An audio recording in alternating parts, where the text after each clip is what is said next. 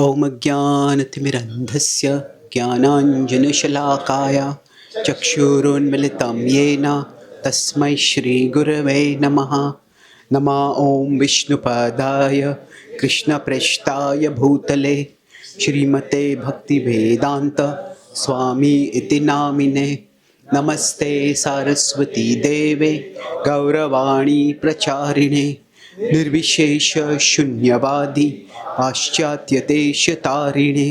वाञ्छाकल्पतरुभ्यश्च कृपा सिन्धुभ्य एव च पतितानां पावनेभ्यो वैष्णवेभ्यो नमो नमः। जय श्री कृष्ण चैतन्य प्रभु नित्यानंद श्री अद्वैत गदाधार श्रीवासादि गौर भक्तवृंद। हरे कृष्णा कृष्णा कृष्णा हरे हरे, हरे Ram Ram Ram Hare Hare.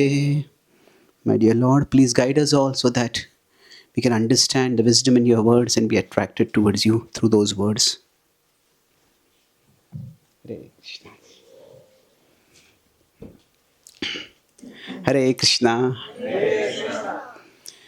I'm grateful and delighted indeed to be here. Today morning I came and Marish Mahaprabhu picked me up, and it struck me that although we are meeting after 2 years, like we were talking as if we had at lunch time also talking with Mataji. It's like whatever conversations we had 2 years ago, we are just continuing them now. So no, in romantic movies, people talk about chemistry, isn't it? Like two people have chemistry among each other.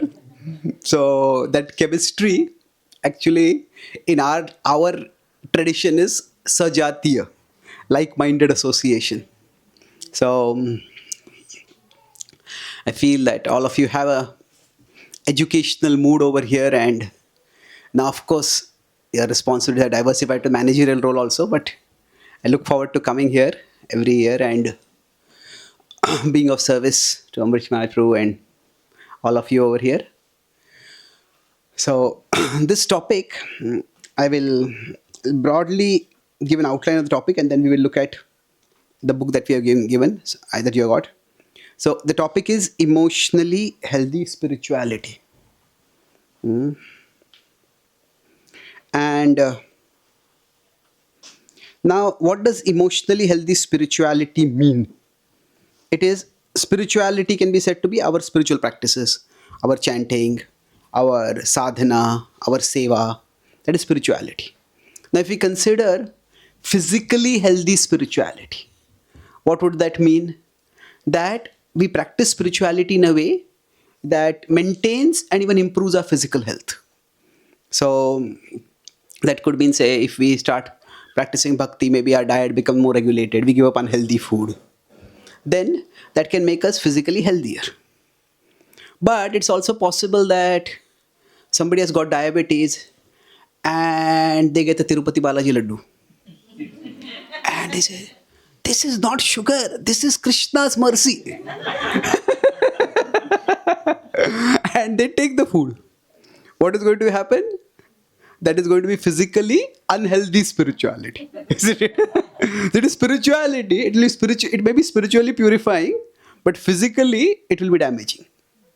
So just as there is physically unhealthy spirituality. Spirituality itself is not spiritually, physically unhealthy. But if we misunderstand or misapply it, it can be physically unhealthy. So like that, spirituality actually nourishes and elevates our emotions. But sometimes we may misunderstand or misapply spirituality in a way that it can be emotionally unhealthy. That means our emotions may become more and more suffocated. We'll discuss what it is. But broadly, that is the idea that how to practice spirituality in a way that our emotions are healthy.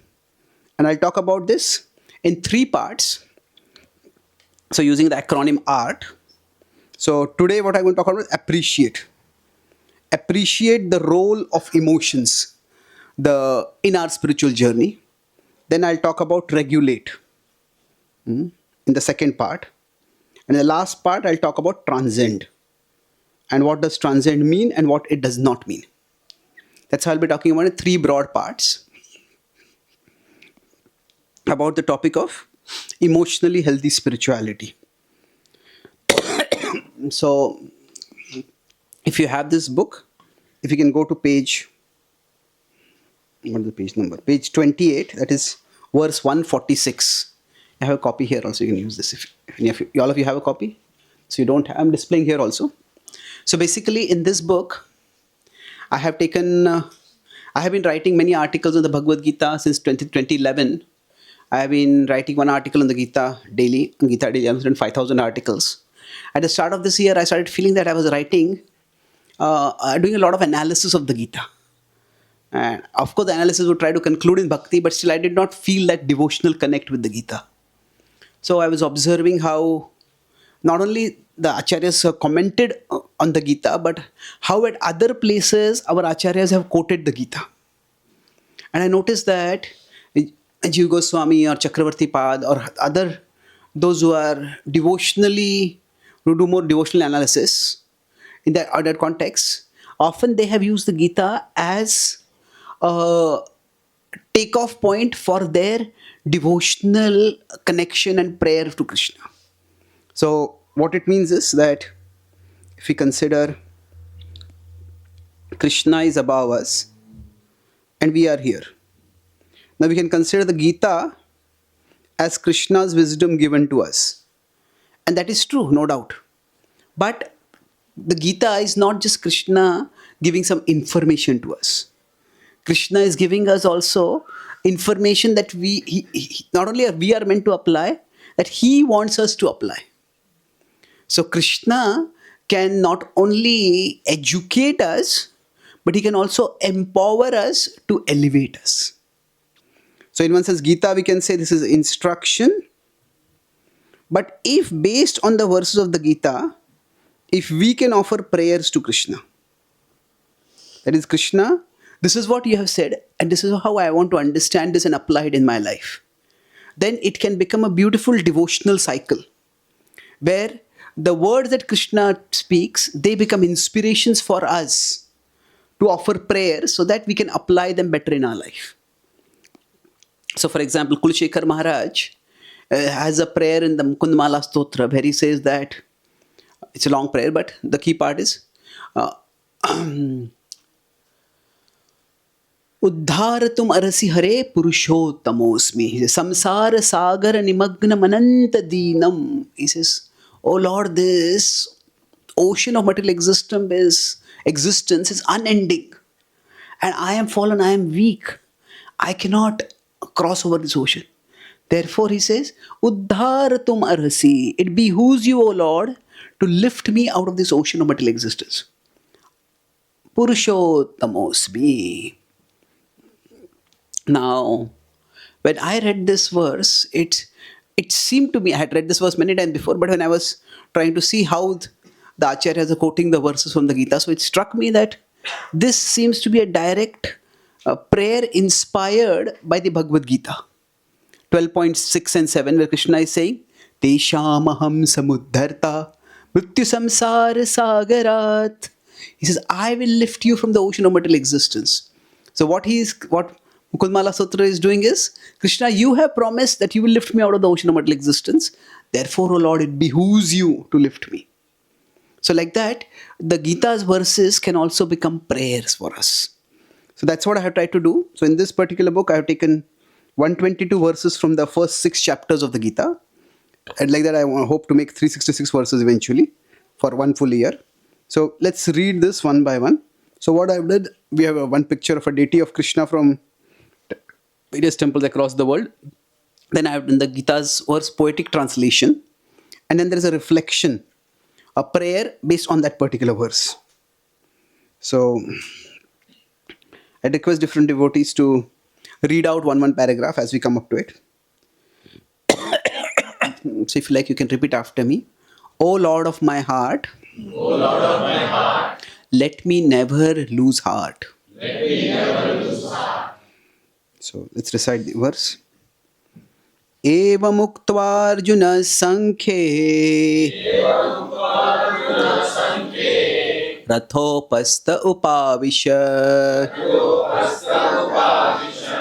विसृज्य सशरं चापं शोकसंविघ्नमानसः. Let's try to recite this, not collectively, but not responsively, but collectively. Let's do it 3 times, all of us together. Evam uktvarjuna sankhe rathopastha upavishat visrujya sasharam chapam yokasam vignamanasah. Evam uktva arjuna sankhe rathopastha upavishat visrujya sasharam chapam saha. Evam uktva arjuna sankhe rathopastha upavishat visrujya sasharam chapam shokasam vignamanasah. Thus speaking, Arjuna, torn inside, set his bow and arrows aside. Upon his chariot seat he sank, his heart heavy, his mind blank. So who'd like to read the first paragraph? Yes, Balaji. My dear Lord, the challenges that the world throws upon me can sometimes be so complicated as to be overwhelming. Stultifying. Stultifying. That word stultifies everyone who wants to read it. Just as Arjuna cast aside his bow, unwilling and unable to fight, many are the times when I have felt like casting aside my metaphorical bow, losing my will to fight against problems that seem unfair, unending, and unsolvable. Yes. So Arjuna was emotionally overwhelmed. So overwhelmed is at the level of emotion, stultified is at the level of the intelligence, and paralyzed is at the level of the body. So all 3 happened to Arjuna. When he had to fight against the Kauravas, especially when he had to fight against Bhishma and Drona, this was the stuff of nightmares for him. Now, Bhishma and Drona were not just his elders. These were the elders from whom he had learned archery. These were the elders for whose pleasure he had learned archery. And these were the elders that he now had to kill with that very same archery. Oh, he just couldn't bear it. So he was overwhelmed. And not only was he overwhelmed, that's at level of emotions, but then from there it leveled to the level of buddhi. Sometimes when we say emotions we become emotionally weak. We know something what is the right thing to do, but we just don't have the strength to do it. Arjuna was not just emotionally weak. He was also at an intellectual level ethically confused. He was stultified. What is this really the right thing to do? That's why if you see in the cycle of the verse, or the series of verses from 126 to around 130, there's a description of Arjuna's physical symptoms. But then after that, Arjuna's reasons are given. Why he thinks I should not fight. And in this particular verse, he has become paralyzed. He has puts aside his bow and he sinks on the chariot. So for all of us, life sometimes brings situations where we just feel like quitting. So, I was in America. There is one Prabhupada disciple who is a temple president. He was previously a comedian. So when we meet, we have a lot of humor. He said, he's a very humorous person. So I told him, can you help me develop a sense of humor? He said, you will have to pay me for that. I said, what? He said, I will make all my jokes at your expense. So one time he had come for one of my classes, and after the class I could see that he had been a little tired and he was nodding off during the class. So I spoke, it seems you're very tired. He says, I was tired of you.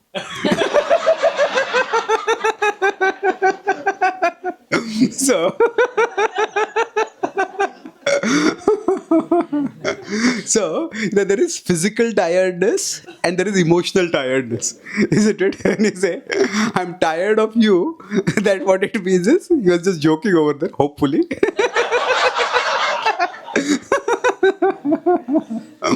but sometimes when we are emotionally tired, just don't feel like doing anything. Physical tiredness, it's relatively easy to recover from it. But emotional tiredness is just, I just don't want to do anything at all. What is the point of doing all this? What is the point of doing anything at all? So Arjuna was in that sense emotionally drained over here. So we face situations like this in our life at times. Let's look at the next paragraph. Who would like to read? Anyone else? Any other? Please, Yes, O Mataji. Lord, bless Okay. me so that Okay, yeah, please. sorry. Please, O Lord, bless me so that the emotion of that moment does not become the basis for decisions whose consequences extend far beyond the moment. Let me remember that, however messed up things may be around me and even inside me, still you are in charge of both the outer world and the inner world. Even if I lost the will to fight a particular battle in this world, let me never lose the will to connect it. Yes. So, emotions are just natural. They will come. We cannot avoid them. So broadly, when we're talking about emotionally healthy spirituality, we have situations in our life. Now, situations lead to emotions. Now, situations can go up and down. Hmm? That is the nature of situations. Now, sometimes our emotions can go way up and way down. Isn't it? So, the emotions can go far, far beyond the situations. Hmm? And sometimes, based on the emotions, we make decisions. So, now if we consider the situations and the emotions, both of them are reversible. Today, we might be in a very difficult situation. Today, I might be feeling very frustrated, hopeless. Hmm? The situations and the emotions that come from them, they are both reversible. But from emotions, if we take decisions, the decisions can be irreversible. So what we are trying to do when we talk about emotionally healthy spirituality is we will be trying to build some barriers so that the emotions don't trigger situations don't trigger such strong emotions within us, and even if the emotions are triggered, we don't take decisions based solely on the emotions. So it's important that for all of us, we don't let the emotions control us. Now, one day I was just starting my chanting in the morning, and I picked up my phone, and one devotee had sent me a message. Please accept my final obeisances. So, so immediately I had to put aside my chanting and call him and ask him what happened.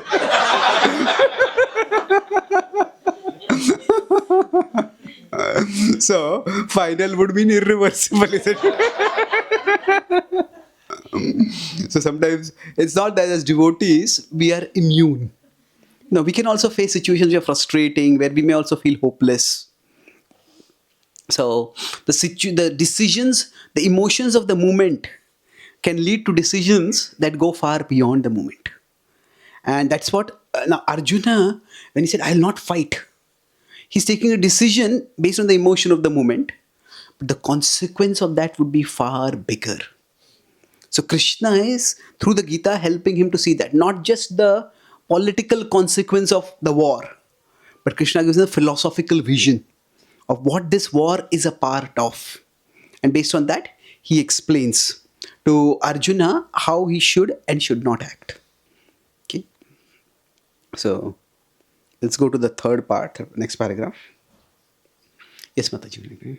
Just as you blessed Arjuna with the wisdom to see light amid darkness, bless me, O Lord, so that I can find shelter in your words, and let them become my guiding light when the world around me envelops me in blinding darkness.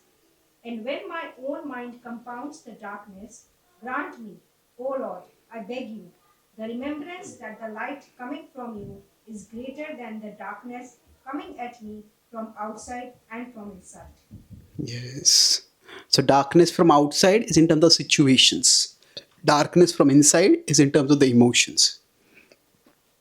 And sometimes both, they have a causal connection. Outer darkness can lead to inner darkness, but both of them can come separately also. Now overall life is going through, we are going through a difficult phase in life, and we also feel completely dejected, disheartened, depressed, and then we cannot function at that time. So now turning towards Krishna does not mean denying the presence of the darkness. We understand the darkness is there, but we need to be able to look beyond the darkness to Krishna. So we'll come back to this. So broadly, it's about emotionally healthy spirituality. It's appreciating the role of emotions in our life. So that's the topic I'll discuss today, appreciate. Now, in this, I'll talk about three broad parts.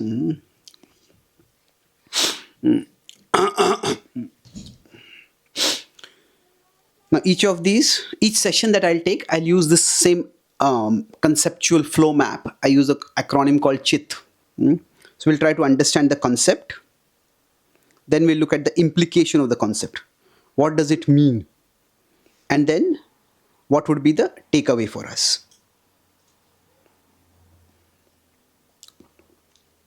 So now what is the concept here? See, the key thing is that within the Gita's worldview, the mind is also real. There are three levels of reality: the physical, the mental, and the spiritual. So the mind is real. And because the mind is real, the emotions that we experience in the mind are also real. So let's try to understand this. If we consider the soul, mind, and body. Okay. So all of these together is the self. This is the Jivatma. So now, when we use the word Jivatma, Prabhupada translates it often as a living entity. Now the living entity is slightly different from the soul. The soul is the spiritual side. The living entity is the combined everything. The body, mind, soul, it is called as the living entity. So we have the soul, the mind, and the body. Now the important thing is, all these are real. The soul is real, the body is also real. Now when the body is real, what does it mean?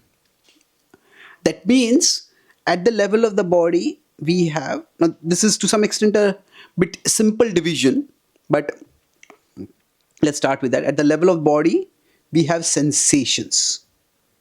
Sensations means, say if you're sitting on the floor, you're not so comfortable sitting on the floor, then you may feel some discomfort in your back or in your thighs. That's a sensation. At the level of the mind, there are emotions. Now, at the level of the soul, there are intentions. Now, if we go into Sankhya, we can go much deeper into each of these, and exactly where intention comes from. It comes from the false ego, from the interaction of the false ego. I'll not go into all that. I'm keeping a minimalist model over here. So I'm not separating the subtle body into the mind, intelligence, and ego. Let's keep it simply as the mind. That means there's a subtle element within us, there's a gross element, and there is a spiritual side core to us. So now, from the Atma comes Chaitanya. This is consciousness.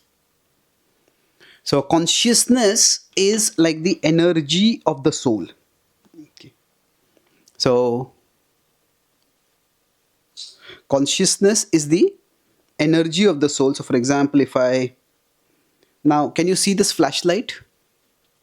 So there's the source of light and there's the beam of light. The source of light is the Atma, and the beam of light coming from it is Chaitanya. So from the Atma comes Chaitanya. And now if I put my hand like this, can you see it? So this pathway through which the Chetana comes, that is the mind. So the mind is the link between the soul and the body. So now, when the consciousness goes outward, at that particular time, consciousness does two functions. One is it gathers information, and then it conveys intention that will go into action. I'll talk about that shortly, but let's focus on the information part right now. So right now, say you are looking at me and I'm looking at you. So the soul's consciousness is coming through the mind to the outer world. You may be looking at me, you may be looking at the projector, and then the information comes in. You take in the information, then you understand it, assess it. So now when this is happening, when the consciousness goes outward and collects information, so at that time, when that information comes in at the level of the senses, at the level of the body, we experience sensation. So senses are associated with sensation. When the sensation becomes very striking, that is called sensational. So we are always experiencing sensations, but we're always hearing something. But if we hear some news which is very controversial, very shocking, then that is sensational. Sensations are constantly coming. So when the consciousness comes to the level of the body, that's sensations. And sensation is information.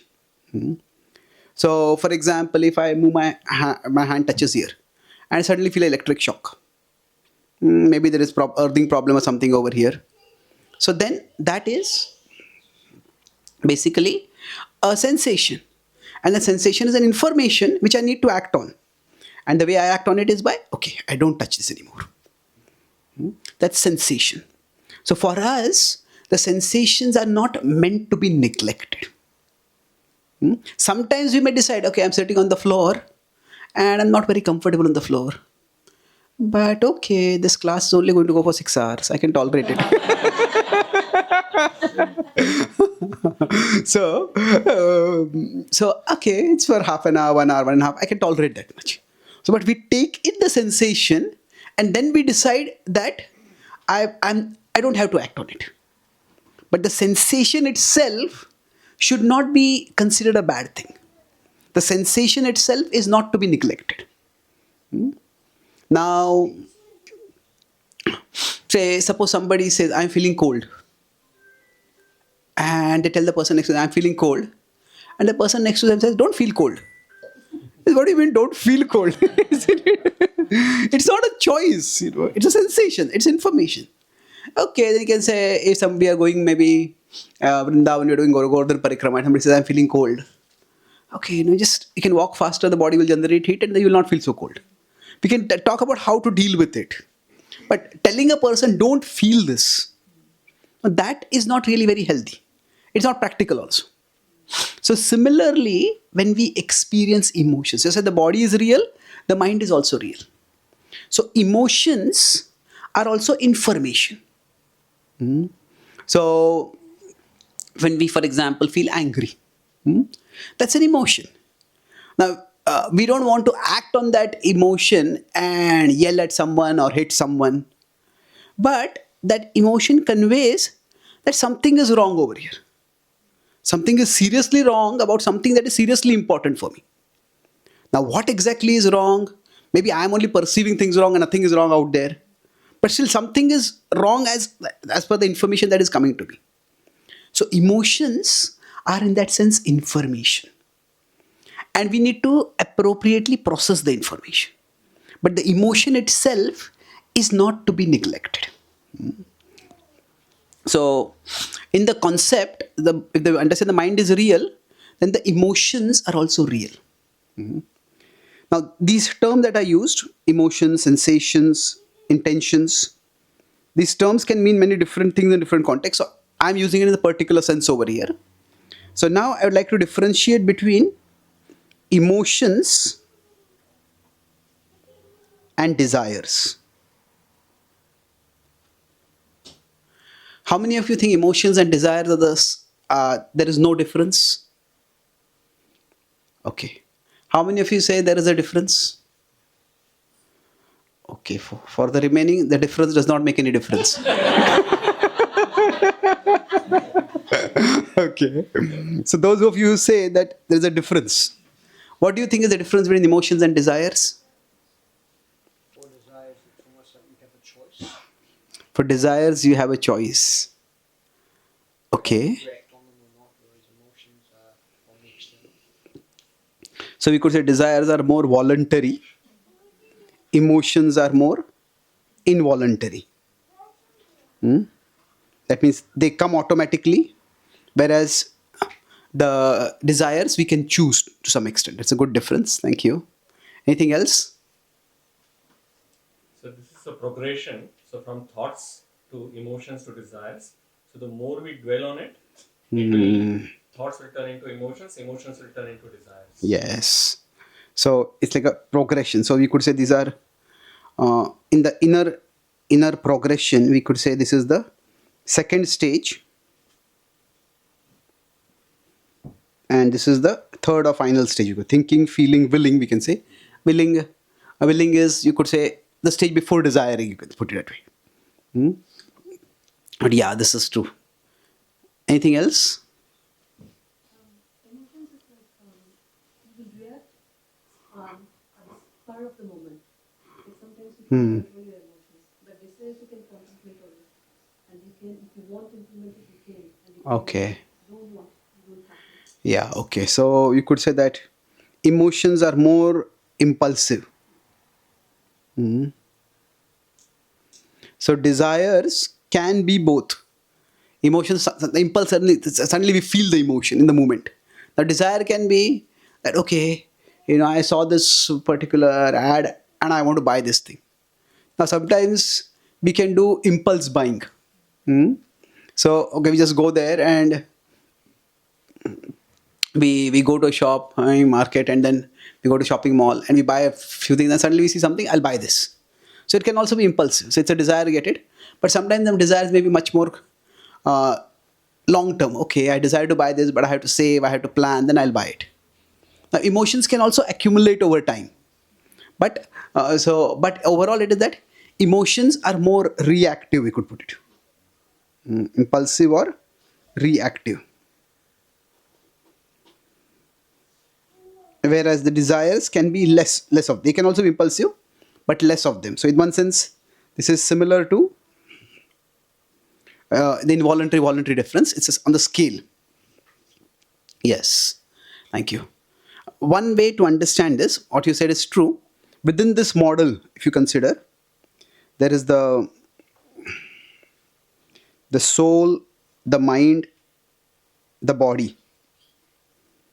Now broadly we can say emotions are associated with the Jnanendriyas. Emotions are associated with the knowledge acquiring senses. Emotions are associated more with the inflow of consciousness. Desires are associated more with the outflow of consciousness. They are more associated with the karmendriyas. So this is not a completely watertight differentiation, because sometimes what comes in the Jnanendriyas can immediately lead to the karmendriyas also. Like for some people, whatever thought comes up in their mind, it just comes as words on their mouth. Like the distance between their mind and mouth is zero.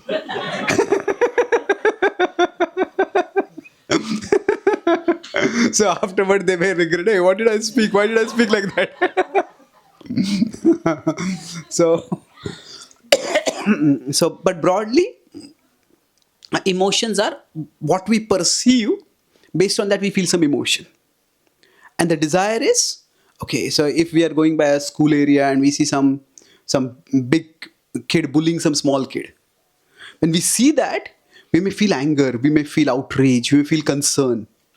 And then we may desire, okay, what do I desire? I'll teach this kid a lesson, I'll complain about this kid. Something has to be done about it. So there is the inflow and outflow of consciousness. That is the key difference, we could say, between emotions and desires. So now with this understanding of the broad concept over here. So I said, what is the acronym we are going to discuss? Remember? Expanding our consciousness. So see the concept, and the mind is real, and therefore the emotion, what happens in the mind is also real. In the mind, from the karmendriyas, when information comes in, emotions are triggered. And then when they come from the mind toward the karmendriyas, when the consciousness starts flowing outwards, that's when desires start coming in. So dhyato vishayan pumsaha sangasteshu pajayate. So sangha is I like it. That's nice. That's an emotion. But sangat sanjayate kamaha. Kama has become desire. That's nice. I like it. From I like it to I want it. So that is the difference between emotion and desire. So it's like when inflow is happening, at that time, I like it.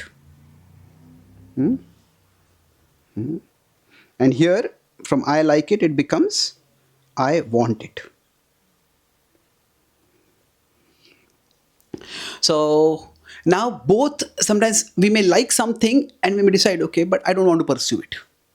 So Krishna talks about regulating at both levels.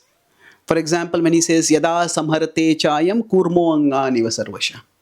When he is talking about just as the tortoise withdraws the limbs into the body. Like that, withdraw your senses. So he's talking about regulation over here in 2.58. Now, that means don't pursue. The information may be coming in, we may see something and we start, I like it. But no, I won't dwell on it. I'll just look away from it. So that emotion won't go so strong as to become a desire. Now later in 2.67, when Krishna is talking about it, that he says that, what is the verse about? Vayur navam ivam bhasi. Indriyanam hi charatam yan mano anuvidhyate. Tadasya harati pragyam vayur navam ivam bhasi. He's saying just like a boat is swept away by a stormy wind. Like that, we can get swept away by our senses. So there he's talking about more the karmendriyas. So there is kim asita vrajeta kim arjunas. How does the person be situated and how does the person act? So first Krishna is talking about how to regulate the, Arjuna is asking how does a wise person, how does Sthita Prajna regulate the Jnanendriyas? And then how does the person regulate the Karmendriyas? So when we are in the ocean and a stormy wave or a stormy wind comes, Krishna is not telling get out of the ocean only. No, we have to be in the ocean. But what we need to be is we have to be careful. If a stormy wind or stormy wave is coming, don't get in its path. Get out of its path. So the method of sense control is slightly different in both places. One is the avoidance of perception itself. The other is the avoidance of the action. If we don't get swept away towards action by it. So if you're not familiar with this verse, don't worry too much about this. But I'm just differentiating between these two different approaches. So now the implication that both are real. What this would mean is that sometimes when we experience certain emotions, so when is a particular emotion that is coming? The emotion is consciousness coming into the mind. Okay. So when it comes into the mind, there is a certain level of that. There is a physical reality which we can call broadly as objective, associated with the body. There is an objective reality. And then there is a subjective reality that is associated with the mind. So, for example, if somebody sees a food item and and say, like, or let's take another item. I was talking with one devotee in America who was previously an alcoholic. He was a very high performing individual. What do they call it?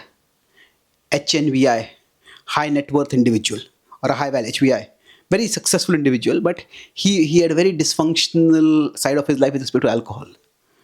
So he once told me, many times when somebody is alcoholic or somebody is addicted, one of the biggest problems is that they don't consider it to be a problem. It's called the no problem problem. That is not then denial. So he told me when he realized that he had to do something about it. He was working in a Fortune 500 company, and he was very successful. So he was invited to an international retreat in Switzerland, a 7-star hotel. And as he was passing by, he was going into the boardroom for a meeting. And as he was walking toward the boardroom, he saw some alcoholic beverages kept nearby. And he just glanced at them and he kept walking towards the meeting. But then, when he came, he met his boss. He told me, in my mind's eye, my boss' body changed into a bottle of alcohol. And I just couldn't talk with him. So now, the alcohol was present. That is the objective reality. But the subjective is that it became such a prominent presence, like an overpowering presence in his mind. So when we experience some emotion, that is, there is an objective side, there may be some stimulus out there. But there is also the reaction that is created in the mind. So, till now when I talked about it, the way I talked about the mind was, the mind is more like a transmitter. It's more, it allows information to transmit. But the mind is not just a transmitter of information.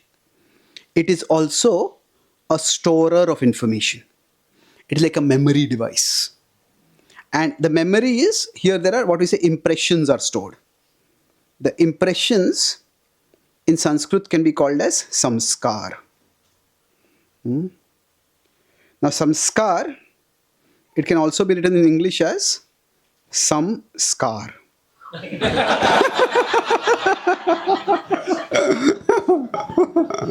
So everyone has some or the other scars in their psyche. Now, of course, the word samskar has a positive meaning also. When we say we want to give good samskaras to our children, or this vivaha samskara, or a namakarana samskara. So there, it is that there are impressions in the mind. So there is a value neutral meaning or a positive meaning where the impressions and ceremonies that lead to positive impressions. But samskaras also refer to the vasanas that are there, the scars that are there inside us. So now, when we have certain samskaras within us, what happens? At one time, so again, this metaphor, this comparison that the mind is like the body. That is an important point to remember all the time. That is that, say one time I was giving a class and there's something urgent that the organizer wanted to convey to me. So the organizer was like a big program I was on the auditorium on the stage. The organizer came behind me, I was talking, he just patted me on the shoulder. When he patted me on the shoulder, I screamed. So he said, what happened? He said, actually I had fallen on my shoulder and I have a sprain over here. Oh, he said, I'm sorry, I didn't know that. So what happens if there is an injury, then there is a small stimulus and a huge reaction. And what applies to the body also applies to the mind. So when we have a particular samskara, then one indication of the presence of the samskara is a disproportionate reaction. So if somebody in their childhood was bitten by a dog, now if they see a dog, any dog, this dog might be just a small, cute, cuddly little poodle. But when they see that dog, what will happen is, they'll feel alarmed, they'll start feeling scared. So, a small stimulus, a large response. That is one indication that there is a samskar over there. So sometimes when we are talking with someone, I don't know whether you have heard this phrase that's used in English, oh, did I strike a nerve? Strike a nerve, or did I touch a nerve? What does it mean? That's like something which triggers a heavy reaction. Like suppose somebody is doing some root canal kind of treatment, or then at that time, if they touch a nerve, then there's a lot of pain. If you're not, they're just drilling the bone, then we don't feel much pain. So like that touch a nerve means what? Like inside us, something is spoken, something is done, that's some scar is triggered over there. And that's when we tend to overreact. So for all of us, we have certain samskaras inside us because of which we may overreact. Now, when I say emotion has an objective element and a subjective element, what it means is that there could be an objective problem. There's a dog out there. But the dog is not a dangerous dog. But subjective is based on the impression that is there. There is a heavy reaction. So consider two situations. If there is some stimulus that this is our mind, and there is some stimulus for which there is no samskara, then what happens? That will just go unfiltered, that untransformed. It's just information that goes in. Say if we're walking along the road and we see some pigeon or something like that, some bird we see. Okay, we don't have any samskara associated with it, we just okay, it just goes by.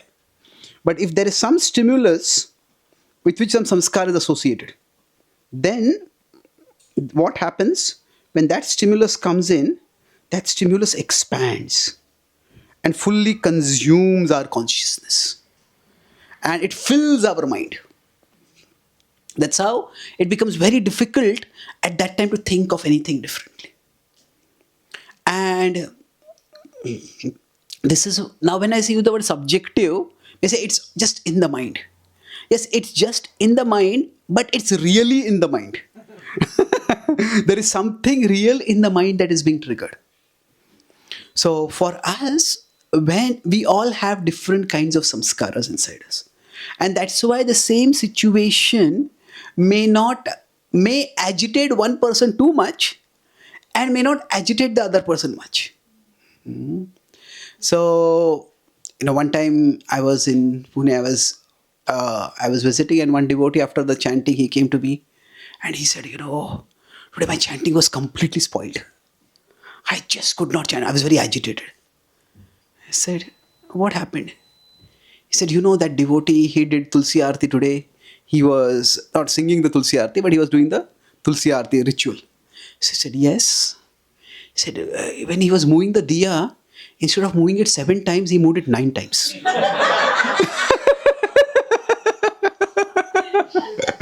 Now, if I say, what were you doing counting that also? He said, there's something else that you could have. No, the diya is meant to be 7 times. If you move it 9 times, there's aparat to Tulsi Devi. Now, for some people, even in spiritual life, some things may be very important. Maybe we grew up in a culture where rituals were very emphasized a lot. Or like some people have that, whatever they do, they have that urge for perfectionism. That whatever I do, I have to do it exactly, precisely. And even something is small wrong, then it agitates us a lot. So when he told me this, I was trying to restrain my laughter and I speak. But then, a couple of days later, what happened? This was in an American temple, and there they had this Guru Puja. The Guru Puja was going on, and in many Western temples, if the devotees are new, they display the Guru Puja. And in the Guru Puja, now of course I know the Guru Puja, but I was just reading that, and while reading the Guru Puja, I noticed 2 typos in the Guru Puja, and 2 proofread mistakes. And I just couldn't focus on the Guru Puja.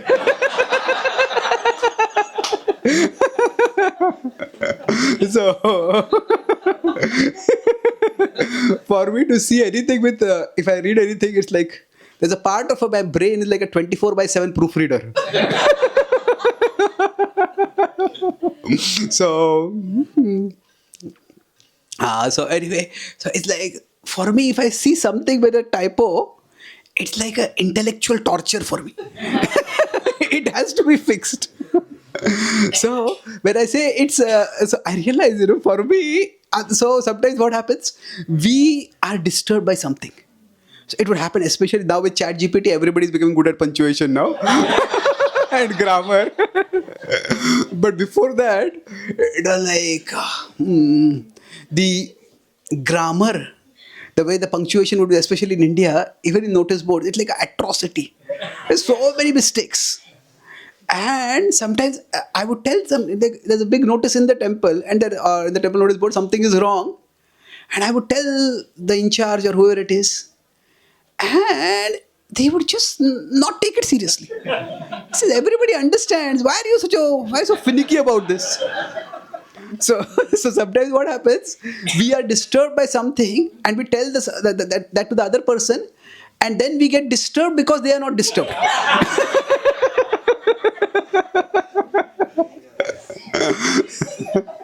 So now, here when I talk about samskara, it is not necessarily something bad. It is not necessarily some lust or greed or envy, but it is just that there are some things which, based on our conditionings, are important for us.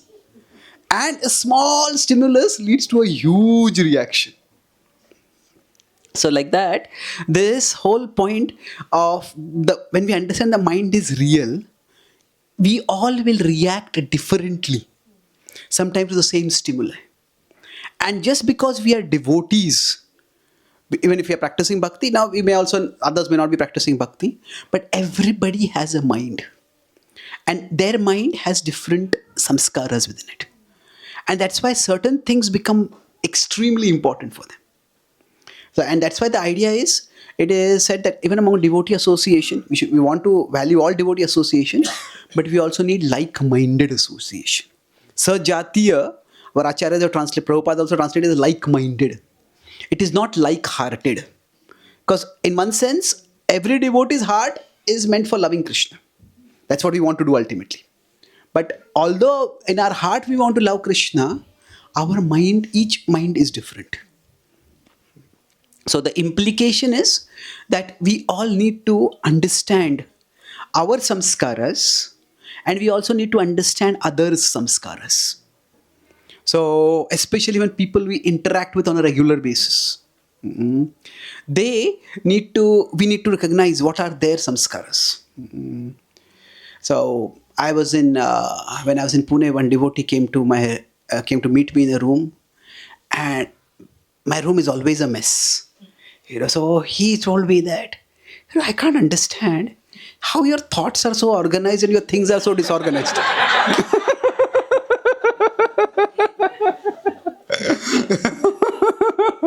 So I had to think about it. I never thought about it. Then I told him, actually, I'm so busy organizing my thoughts that I don't even notice my things. So it is not that I'm intentionally disorderly. It just doesn't register in the mind so much. So I may be organizing my things, and some new thought comes in, and I just get caught in the thought and I forget about the organizing. So for all of us, we have certain things which are important for us. When you say it's important for me, now something can say objectively it's important. For example, if things are if unhygienically unclean, germs may come, some insects may come. There's objective danger over there. But then there is a subjective aspect also. How important, what level of cleanliness we want. So like that in every area, there is objective side and subjective side. But the subjective does not mean that it's just mental. We say it's just in the mind, but the mind is real. So when we are trying to practice emotionally, when we start practicing spirituality, and we're trying to practice emotionally healthy spirituality, what it means is that each one of us, we need to understand that our mind is different. My mind is different from yours. And now we all have to learn to regulate our mind. That is true. And I'll talk about that in tomorrow's session. But the important point is, Krishna also says that we have to make our mind our friend. Krishna, sometimes we talk about the mind as our enemy. If you consider the word enemy, in the Bhagavad Gita, it is used at 3 distinct levels. One is that it is used the physical enemies. The Kauravas are the physical enemies. And that is used primarily in the first chapter, where Arjuna talks about how can I kill them. And in the 11th chapter, Krishna talks about, by my arrangement, your enemies are killed. And he gives the Vishwarup Darshan also that they are killed. So we can say chapter 1 and chapter 11. The physical enemies are talked about. Now, the second is that the anarthas, they are talked about as enemies. So, for example, lust is talked about as an enemy. This is in 3.36 to 43, that section. And there, Krishna does talk about how you need to destroy this enemy. If you don't destroy it, it will destroy you. So he says conquer over it, but the idea is conquer to destroy. Now, the anarthas are some of the impressions in the mind. But then Krishna also talks about the mind as the enemy. He talks about this in 6.5 and 6. And there he doesn't say destroy the mind. He doesn't say eliminate the mind. He says elevate the mind. Make the mind your friend. So the idea is, when we are talking about the mind, there are emotions inside it, there are desires inside it. These are not to be eliminated completely. They need to be elevated. So there is destruction destroy for the enemies, destroy for the anarthas, but here it is more of transform. Transform the mind from being an enemy into a friend. So when we are talking about this particular point, that each one of us, when we practice spirituality, we have to ultimately live with our mind. Our mind is, we can't replace our mind with someone else's mind. This is the mind we have. We can say this is the body we have. At least we can say the body we will change at the end of this lifetime. But the mind may more or less be same in the next life also, unless we work to change it. So we have to work with our mind. That means the mind is real, the samskaras in that are real. And now, of course, not everything in the mind is good. Some impression in the mind have to be removed. But we can't just reject or repress the mind. We have to work with it. If I go back over here to this particular diagram, see, the mind is a very essential tool in our functioning. When we function in life, the mind is a very what is the word for it? The mind is indispensable for us. We require it. Just like we need the body to function in the world, we also need the mind to function in the world. Now, the mind can also malfunction. It can, just as the body can become not function properly, the mind can also not function properly. But the important thing is the mind is necessary for us. We are not our mind, but we need our mind. We need to work with our mind. So, understanding this means that if something is suffocating or damaging my body too much, I can say, I'm doing this for Krishna. Okay, that's fine. If somebody says, some guest has come and they brought a huge suitcase, and he says, oh, I'm doing this for Krishna, I will lift that huge weight. And I lift that huge weight, and after a few minutes, I become a huge weight that others have to lift. So, I have to be physically aware of my capacity. So, similarly, for serving Krishna also, sometimes some situations may agitate us emotionally too much. And if they agitate us, some amount of emotional difficulty, emotional challenge, we all have to deal with. But we cannot suffocate ourselves. We have to acknowledge the mind, and if we get too suffocated, then we'll just not be able to function. So we don't want to go in that direction. So tomorrow when I talk about regulate, I'll talk about tolerance and what all is involved in that. But the takeaway for us is one key point for self-observation, that how do we understand our samskaras? We try to look at situations where we tend to overreact. And not only it is for me as well as for others. Now, I don't really like the word overreact over here, because overreact conveys the idea of some negativity. But it may not necessarily always be negative. You could just say that there are some areas where we are sensitive. Now we could use the word hypersensitive, which has a negative connotation again. But the point is, where is it that the small stimulus and a huge reaction? Now for us, there may be certain areas, and for others, there may be certain areas. And when we are working with others, so Krishna says in 12.15 in the Bhagavad Gita, that how should we function? Yasman no dvijate loko, lokan no dvijate chayah. He says that don't disturb others and don't be disturbed by others. For most of us, our life is that when I interact with somebody, I interact with you, I disturb you, and you disturb me. And together, we create a disturbed world. Our family is disturbed, our society is disturbed, and the world is disturbed. So Krishna says, we don't want to be like this. So a devotee functions in such a way that don't disturb others and don't be disturbed by others. Now we may say, is it possible? The point when he says is that there will be certain things will disturb us, which others will do, and certain things which we do will disturb others. But at least if we are aware, when he said don't disturb and don't be disturbed. So if we start understanding that everyone has their particular conditionings, and based on their conditionings, some things may be very important for them, and some things may be very important for us. So if something is very important for the other person and we keep neglecting that, then that person will keep getting disturbed with us. Now something may be very important for us and they may neglect it. And then, now they may be doing many other things right for us, but they're neglecting the thing that is important for us. So then we will get disturbed by it.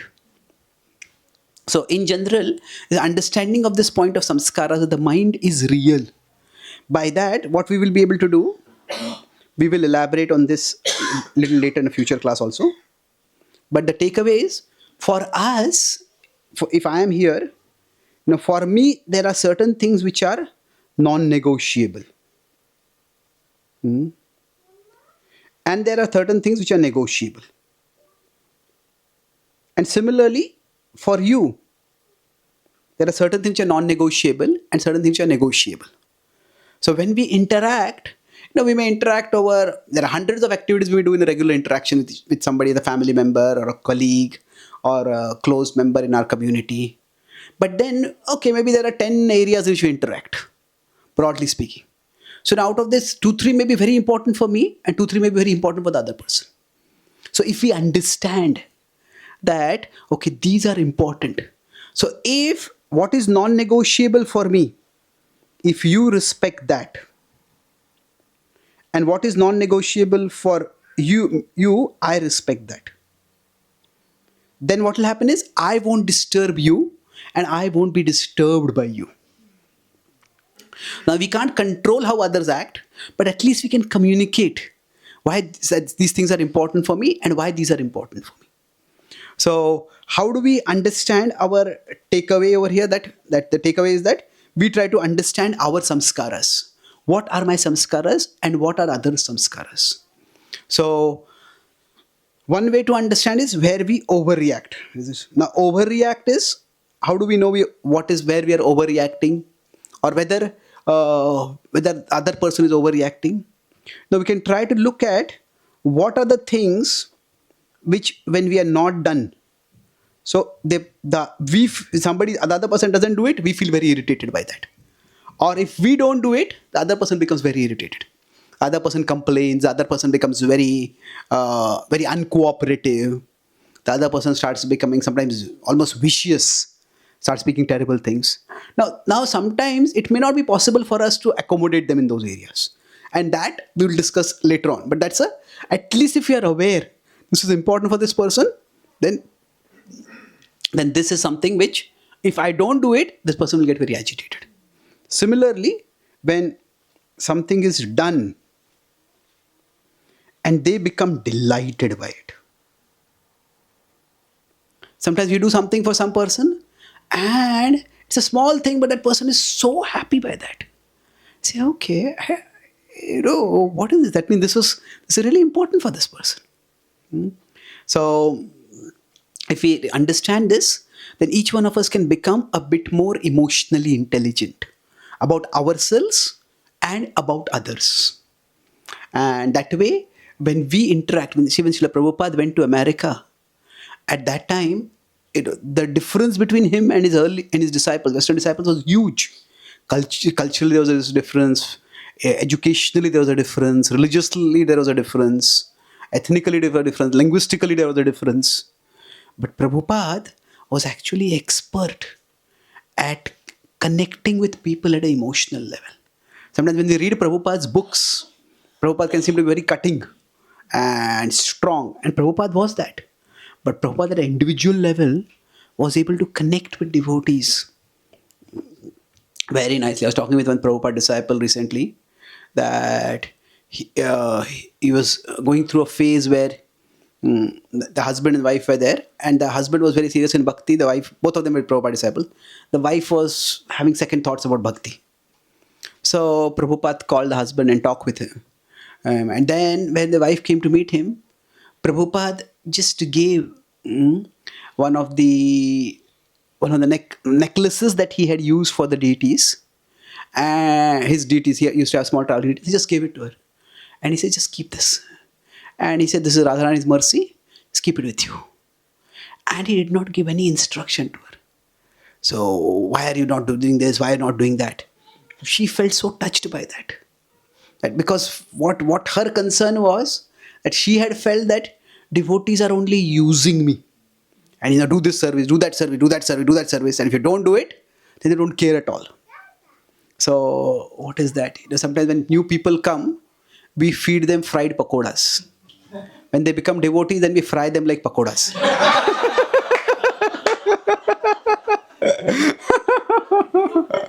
Now, there may not be any intention to do like that.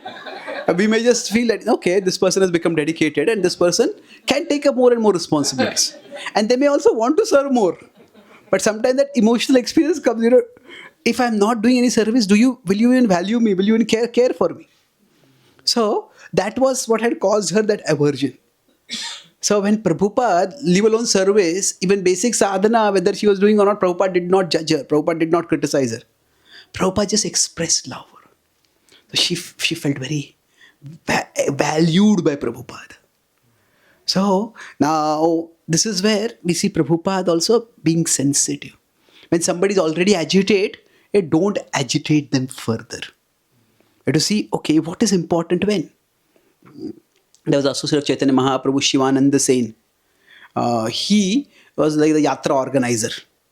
And he had a nephew called named Shrikant Sen. So Nityananda Prabhu once got upset with Shivananda Sen because he had got caught at some other place and he had not arranged prasad. So Nityananda Prabhu did no accommodation, no prasad. So Nityananda Prabhu got very angry and yelled at him and kicked him. And now Shrikant Sen felt very offended. He said, Shivananda Sen is also a great devotee. He's also a close associate of Lord Chaitanya. How can Nityananda Prabhu do like this to him? So he just walked away in a half. And he went ahead. He did not come with the Yatra group. He went ahead. And when he reached Chaitanya Mahaprabhu, he saw Mahaprabhu and he offered obeisances. So in those days, the etiquette was that if you see a sannyasi, if you're offering obeisances, you take out the Angavastra or the upper cloth that is there and then you offer obeisances. So he offered obeisances without taking out the Angavastra.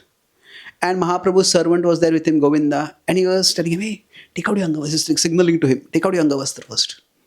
And Mahaprabhu said, don't trouble him.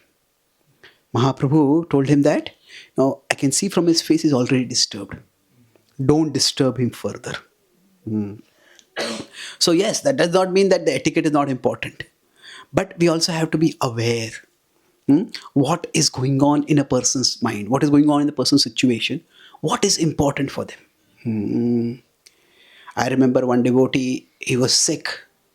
And one devotee was sick, and another devotee was serving that devotee in the hospital.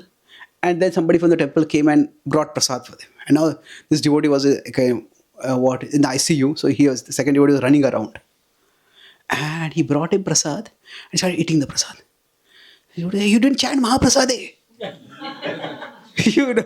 Now is that the time to tell that? If somebody is in emergency and you're running around doing service, at that time, that's not the most important thing. So we may lack emotional sensitivity. So what is likely to disturb the other person? That has to be carefully recognized. So sometimes we may think I'm being spiritually serious and I'm practicing. I'm being spiritual serious. I'm just emphasizing a particular standard of spiritual seriousness. But because of that, what may happen is the other person may become very agitated. We may disturb their mind unnecessarily. So we should not be doing that. That's emotionally. We may practice spirituality, but if you're not aware of how our words are impacting others, then that may be emotionally unhealthy spirituality. So emotionally healthy spirituality means to understand each other, understand what is non-negotiable for others, and take care of those points so that we don't disturb them excessively. So I'll summarize what we discussed today. Our topic was in the broad topic of emotionally healthy spirituality. Today's topic was more on appreciate the importance of emotions in life. So A-R-T. So A was appreciate. That is our session today. And within that, I talked about C-I-T. C was what? The concept. The concept is that clearly, that just like the body and the mind are similar in the sense that both are real. So I discussed about how the mind is the link between the soul and the body. And at the level of the body, there are sensations. And at the level of the mind, there are emotions. So, and then at the level of the soul, there can be intentions. We didn't get into that. We'll discuss that later. And then we discussed about how if we consider the mind, there are the consciousness actually comes out from the soul and goes outwards.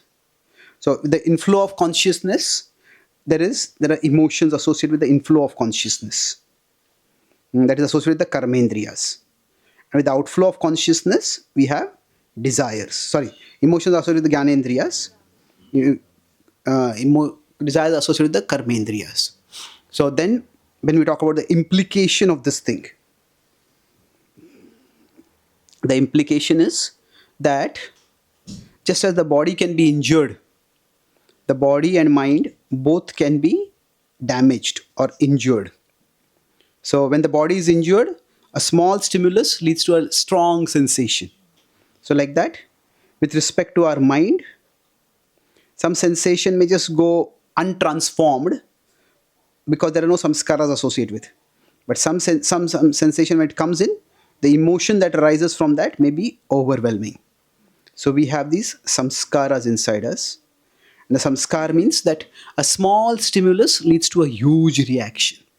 So when we say that this is happening, the mind, rather emotion, when we experience certain emotions, there is a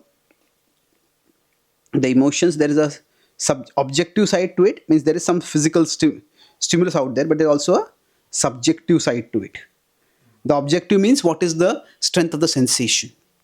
Then the subjective is what is the strength of the samskara and arising emotion from there. So we need to consider both. And we can't just dismiss it's all in the mind, it's just unreal. Now, of course, we may all need to tolerate certain things, but understanding why some things are more difficult for others to tolerate and why some things are more difficult for us to tolerate. So the takeaway was that we try to have more self-understanding and mutual understanding. Self-understanding as well as others' understanding. So how do we understand that? We try to see two things. One is that which is the things that our actions that when done, they lead to a lot of delight. that means this is important for the other person. Or the actions that lead to not done, they lead to a lot of anger, complaint, dissatisfaction, irritation. So by that we can broadly understand what is how important for some person. So the way we function in life is that I don't disturb you, and I don't get disturbed by you. So this is not just a matter of like we controlling ourselves very forcefully, or we very forcefully controlling others. It is more of we understand from both sides what is non-negotiable for the other person, for each person, and what is negotiable.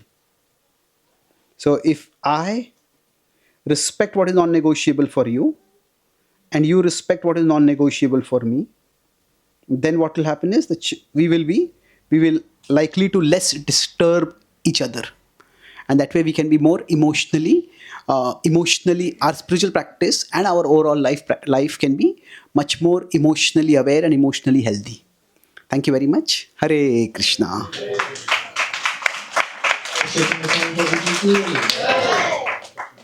Thank you very much. Do we have time for questions? Yes. Okay. Yes, Ram. Hare Krishna, Prabhuji. Prabhuji, thank you very much for the enlightening class. There were so many takeaways in that. Whoever the Sri Prabhupada's disciple was that was the comedian, whatever price you paid, Prabhuji, I think was well worth it, because definitely the class was very entertaining as well as very informative as well. So thank you. What the questions I have is around.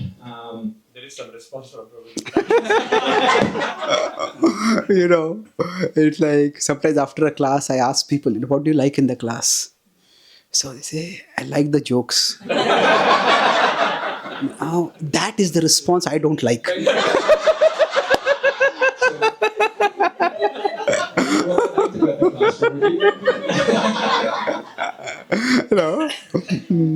I try to have the humor so that it's interwoven into the.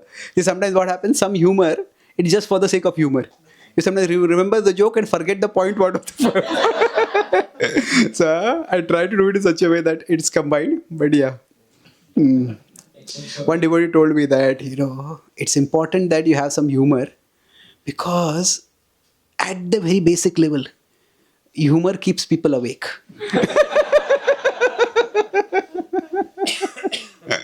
Anyway, so go ahead, please. So my question is in terms You are of... quite sensitive in add a response. Okay, good one. My question is around the samskaras that we have. All right, you mentioned the example of the devotee who, and also of yourself, right? When you noticed the mistake, the grammar mistake, or the devotee that noticed the 9 rounds being done. I'm one of those, being obsessive compulsive and the process oriented. So, how do you, in bhakti, what is important in terms of rituals and rules? For example, in yaktis and things like that, and what is not important? Or is it that it is important, but you have to know when to act on that importance and when to just leave it? Yeah. So again, in bhakti, what is important and what is not so important? I think again there is an objective and subjective side to it. That is the certain initiation vows we take, certain standards that is our objective. Now beyond that, there could be some things that are important for us, and if we have a particular kshetra, then within that kshetra we can emphasize that as important. So for example, for somebody, a basic level of cleanliness is required for everyone, but if for us cleanliness is very, very important, then maybe in our home or in our room, in our corner, our kshetra, we can establish that as a standard, and that is fair enough. But we imposing it on others, see what happens, it is often Krishna attracts us through the things that are naturally attractive for us. That means, say for somebody music is very important, or they're naturally attracted towards music, then they can connect with Krishna through music. Now because music is very important for them, they'll also want to play the instruments very, very carefully. The tune will also be sung very nicely. So now, and to the extent do they do it precisely, they feel connected with Krishna. Because for them, that becomes their offering to Krishna. This is what I can do well, Krishna, and I will do it as well as I can for you. So for us, in that sense, if you consider Krishna is here, then we all approach Krishna from different directions. So somebody may approach Krishna through rituals, and doing the ritual precisely becomes the primary way they feel connected with Krishna. And if they do that, that's wonderful, because we all need to feel that connection with Krishna. So for some devotees, they may say, okay, every morning I'll wake up at this time, and this time to this time I'm going to do this sadhana, and this time, that's like that. And they feel very strongly, I'm serious in my relationship with Krishna through this. Some other devotees may be more into preaching and counseling, and they may sometimes spend hours and hours talking with somebody, and they may sleep at 1 o'clock, 2 o'clock, because they're talking with people. Then if you want to sleep at that time, now it's then you cannot be expected to wake up at 4 o'clock or 5 o'clock on a regular basis. Once in a while is okay. But it's not that if they are waking up late, they are not serious about bhakti. For them, they may experience the connection with Krishna through extending themselves for other people. Now, of course, we have to be careful. We don't want to spend time with anyone and everyone and disrupt our schedule. But when they are extending themselves, that's when they feel that I am doing something for Krishna. So for some people, the rigidness of the routine is the way they express their seriousness to Krishna. And for others, the readiness to give up the routine is the way they express their seriousness to Krishna. Now, who is right? Well, it depends. Each person is different. And we all have to find our way we can connect with Krishna. And so is it that some things are important? Of course. So maybe if we are working in a community, then again, if we understand what is non-negotiable, what is negotiable. Or another way to put it is, instead of putting non-negotiable, negotiable, any standard, there could be a range in it. There is an aspirational level. Now, this is what we would like to do. But there is you could say a baseline level, minimum level. So now we cannot be at the aspirational level in everything at all times.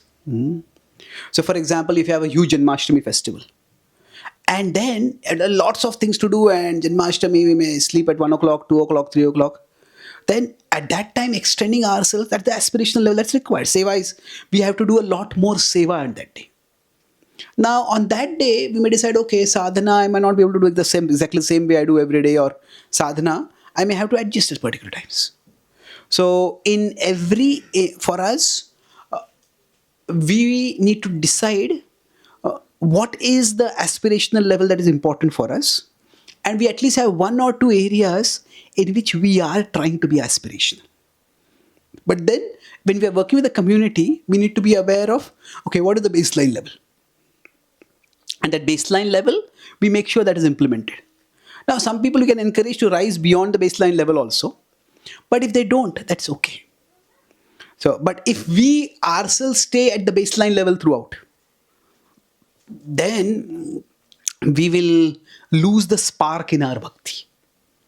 Because we won't feel like I'm doing anything worthwhile for Krishna. When we do something beyond the baseline, that's an expression of our love. Did that answer your question, Varun? Thank you. Yes, Mataji.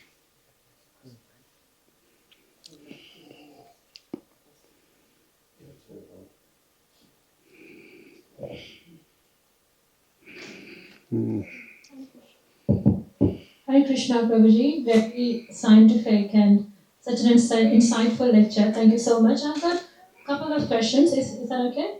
One is practical, one is more like a philosophical, if that's okay. Sure. My first question, Prabhuji, is you have been mentioning about mind is real quite a few times in your lecture today. Hmm. So I really want to understand when you say mind is real, what exactly does that mean? Okay. I thought you should have said that when the mind is real, what does that really mean? Okay. So I think three things. First is the mind is is a thing, not a gross thing, but it is a thing. Hmm? The mind is not just a concept. It's not just an imagination. The mind itself is a real thing. Now, not only the mind a real thing, the mind has real samskaras. So that means there are certain impressions that are stored in the mind. So, for example, if we consider lust, for example, now is lust a desire that comes up within us? Yes, it is. But is it only a desire? No, Krishna says that Indriyani mano buddhir asya adhishthana muchyate. It is situated in the senses, mind, and intelligence. What does that mean? There are certain impressions that are stored inside it. So, alcoholism, for example, let's take a less personally intrusive example, because none of us are alcoholics, so we can so we can talk about that. Now, if somebody is an alcoholic, you tell them just give up alcohol. Now, is it possible for them? It depends. If the impressions are not very deep rooted for them, some people just they go cold turkey and they just give it up completely. But some people, the impressions may be much more deep rooted, and it may take more time for them to give it up. So when we say that, so there is in psychology and in medicine, there's a debate: is addiction a disease? Is it like a disease, or is it a deficiency? Is it indicative of a weak willpower, or is it a disease? Is it the disease of the mind, or is it deficiency of the will? Now, what is it? It can be both. Hmm? And what is it for a particular person? That person has to decide. So somebody may say, I just can't stop drinking. Okay. I was giving a talk in America in a college. And after that, one devotee, he came and told me, there is sattvic drinking, rajasic drinking, and tamasic drinking also. I said, what do you mean by that? So, what he meant by that is, like sometimes kids go for a party. And there are maybe 5-6 kids are going in a car and they're going to drink in the bar. So then in the party. So when they go for a party, they take turns. And okay, in this party, you are driving us. So this party is the time for tapasya for you. No drinking.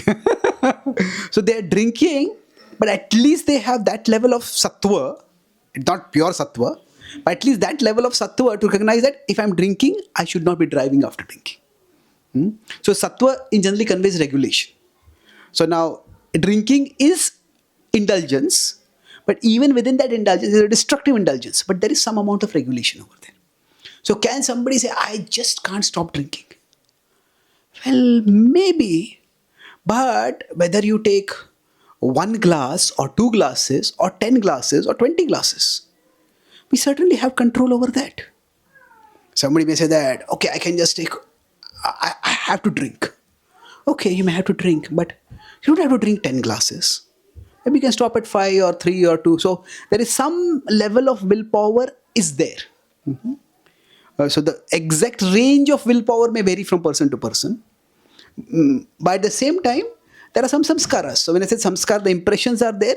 That is also real. So in that sense, I'm saying that when somebody is feeling a particular desire or a feeling emotion, we can't. When I say it's real, that does not mean, or that means that it cannot just be managed by willpower. Like somebody has a physical fracture. You tell them lift a heavy weight. Come on, use your willpower. Now it's not going to work. Why? Because the body is really injured. Now, even if somebody is injured, they may use their willpower. If somebody is wounded, they run away and they hide somewhere and they get to a hospital or something like that. To some extent, they can push after they're wounded also. But the wound is a real thing. And it's going to cause real limitations in their functioning. And those real limitations have to be really addressed. That means you're properly remedied, maybe through proper treatment or whatever. So like that, the real samskaras, the samskaras in the mind are real, and they need to be acknowledged and addressed appropriately. So that's the second meaning of the word that the mind is real. The third meaning of the word mind is real is that I didn't get into so much into thoughts today. Thoughts are the basic unit of mental activity. And thoughts are the beginning of the formation of impressions. So when we say mind is real, that means we also have this concept of mental karma. One devotee recently asked me, not recently, couple of years ago, he asked me a question. He said that, if I insult someone and that person does not get the insult, then do I get the karma?